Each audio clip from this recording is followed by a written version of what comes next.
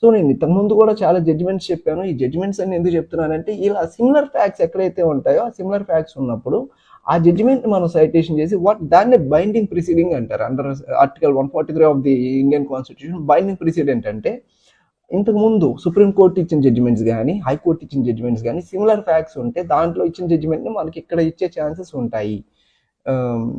అంటే ratio decidendi అంటారు.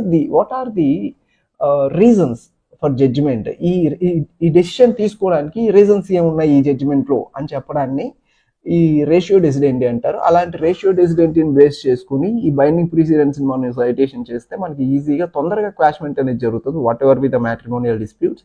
And ఈ at the spur of the moment ఈ వైఫ్స్ కూడా చిన్న చిన్న విషయాలకి హస్బెండ్ యొక్క ఫ్యామిలీస్ మీద ఈ 498A కేసెస్ పెట్టేయడం. ఇక్కడ there is no cruelty, there is no physical and mental harassment, there is no dowry harassment. ఇలాంటి ఏ ఒక్క ఇంగ్రీడియంట్ లేకపోయినా కూడా హస్బెండ్ మీద ఒక 498A కేసు పెట్టి హస్బెండ్ని they are dragging the husband and their family members towards the court for years together. అది వాళ్ళ ఒక ఫైనాన్షియల్, ఎమోషనల్గా, సోషల్గా వాళ్ళ దిగజారిపోవడానికి చాలా పెద్ద దారి తీస్తుంది. It is a big devastating to the family of the and husband of the wife. అయితే it's the biggest travesty of the justice.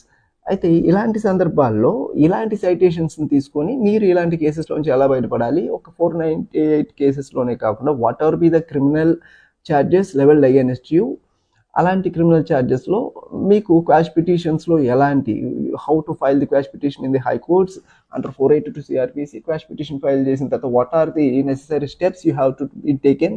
అంటే ఛార్జ్ షీట్ వేయక ముందు క్వాష్ పిటిషన్ ఫైల్ చేయాలా, కొన్ని సందర్భాల్లో ఎఫ్ఐఆర్ మీద క్వాష్ పిటిషన్ ఫైల్ చేసుకోవచ్చు, కొన్ని సందర్భాల్లో ఛార్జ్ షీట్ మీద క్వాష్ పిటిషన్ ఫైల్ చేసుకోవచ్చు. Depending on the stage of the case ఎక్కడైనా మీరు క్వాష్ పిటిషన్ ఫైల్ చేసుకోవచ్చు, మీ ఎఫ్ఐఆర్ని అక్కడితో రద్దు చేయించుకోవచ్చు. సో ఫర్దర్గా మీకు జరిగిన నష్టాన్ని మీరు జరగకుండా కాపాడుకోవచ్చు.